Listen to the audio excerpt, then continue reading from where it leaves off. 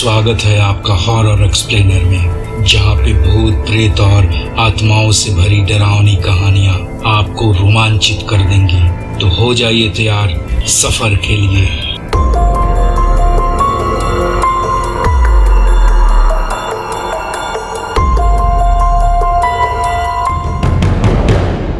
दोस्तों, यूं तो दुनिया में माँ बाप से ज्यादा निस्वार्थ प्यार कोई नहीं करता। जब तक वो जिंदा होते हैं, आखिरी दम तक अपने बच्चों की हिफाजत करते हैं। मरने के बाद भी लोग कहते हैं कि उनकी रूहें अपने बच्चों की हिफाजत किया करती हैं। और आज की कहानी इसी पे आधारित है। तो चलिए शुरू करते हैं आज की कहानी। रिया ने रोहन को आवाज लगाई। रोहन, रोहन बेटा, शाम हो गई है। तुम्हारे पापा का आने का समय हो गया है। चलो स्कूल का होमवर्क पूरा कर लो, नहीं तो पापा डांटेंगे। पापा का नाम सुनते ही 8 साल का रोहन बैट और स्टंप उठा के दौड़ता हुआ घर में आया और ऊपरी मंजिल की सीढ़ियों पर तेजी से चढ़ने लगा।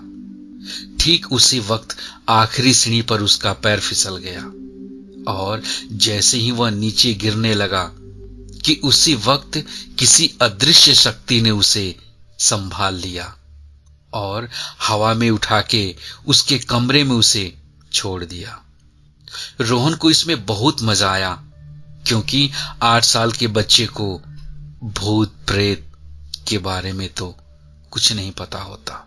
उस रात खाने के टेबल पर रोहन ने मम्मी पापा को सीढ़ियों से कमरे तक उड़ने वाला किस्सा सुनाया, लेकिन बच्चे पर भला कौन विश्वास करता है।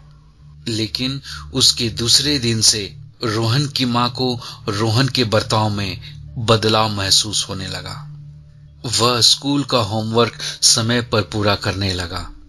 सुबह स्कूल के लिए खुद ही तैयार होने लगा। रोहन ज्यादातर समय अब अपने कमरे में ही बिताने लगा।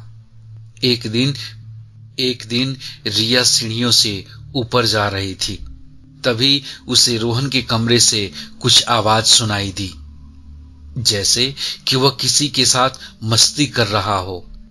रिया ने दबे पैरों से जाकर दरवाजे के होल से देखा तो डर के मारे उसकी सांसें फूलने लगी, क्योंकि एक आदमी की धुंधली सी परछाई बालकनी के पास खड़ी थी और उसके बाजू में रोहन उसका हाथ पकड़ के खड़ा था।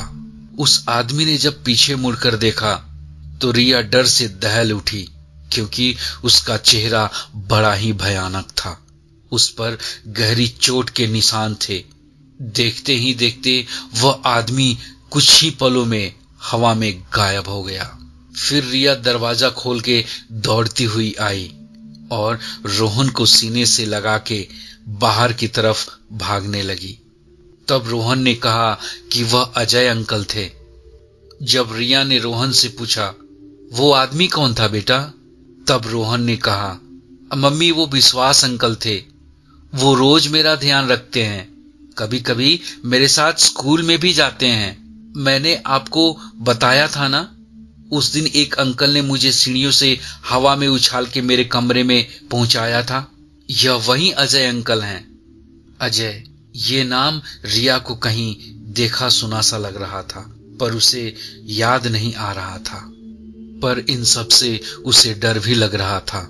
लेकिन तसल्ली इस बात की थी कि उस आत्मा ने रोहन को अब तक कोई नुकसान नहीं पहुंचाया था। उस दिन स्कूल में कोई फंक्शन होने की वजह से स्कूल 11 बजे था।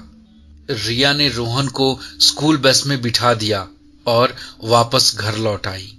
तभी उसने पाया कि बेडरूम में लगे आईने पर लिपस्टिक से कुछ लिखा था। वो एक नाम था, मदर टेरेसा अनाथालय, जहां से रिया और उसके पति रमेश ने रोहन को गोद लिया था। रिया ने उसी वक्त घर को ताला लगा के रमेश को कॉल किया और उसे तुरंत अनाथालय में बुला लिया और गाड़ी निकाल के खुद ही अनाथालय की ओर निकल पड़ी। दोनों अनाथालय में लगभग एक साथ ही पहुंचे और अनाथालय में पहुंचने के बाद वहां के संचालक से मिलकर रोहन के भूतकाल के विषय में जानकारी की मांग की, पर संचालक महोदय कुछ भी बताने के लिए तैयार न थे। तब रिया ने उन्हें सब हकीकत बताई और वह नाम भी बताया। वह नाम सुनकर संचालक महोदय सच्चाई बताने के लिए राजी हो गए। अजय त्यागी, यह रोहन के पिता का नाम है। रोहन को जन्म देते वक्त उसकी मां गुजर गई। उसके बाद उसके पिता ने ही उसे पाला, पर बदकिस्मती से एक कार एक्सीडेंट में उनकी भी मौत हो गई। रोहन भी उसी कार में था, पर वह किस्मत से बच गया, लेकिन सिर पर गहरी चोट लगने की वजह से उसकी यादें मिट गईं। जब रोहन के किसी रिश्तेदार ने हमदर्दी नहीं दिखाई, तब कोर्ट ने उसकी जिम्मेदारियां हमें सौंपी। उसके बाद हमें भी बहुत बार ऐसा महसूस हुआ कि रोहन की हिफाजत कोई रूहानी ताकत कर रही है, पर उस रूह ने उसे कभी नुकसान नहीं पहुंचाया। यह बात भी सच है कि सारी बात ठीक से समझने के बाद रिया और उसके पति जब घर लौटे, बेडरूम में बैठकर बातें कर रहे थे, तभी उनके सामने ही वहां के आईने के पास रखी एक लिपस्टिक हवा में उठी और आईने पर लिखा, मेरे रोहन को पढ़ा लिखा कर एक अच्छा इंसान बनाना, यही मेरी आखिरी इच्छा है।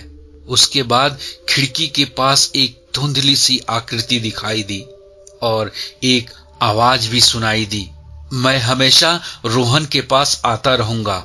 उसी आवाज के साथ वह आकृति अदृश्य हो गई। दोस्तों, अगर ये आपको कहानी जरा सी भी अच्छी लगी हो तो प्लीज इसे लाइक करें, शेयर करें, और हाँ, अगर अब तक आपने हमारे चैनल को सब्सक्राइब नहीं किया है तो प्लीज हमारे चैनल को सब्सक्राइब करें। थोड़ा सा सपोर्ट हमें भी करें। तो मिलते हैं आपसे एक और नई कहानी के साथ। तब तक के लिए जय हिंद, वंदे मातरम।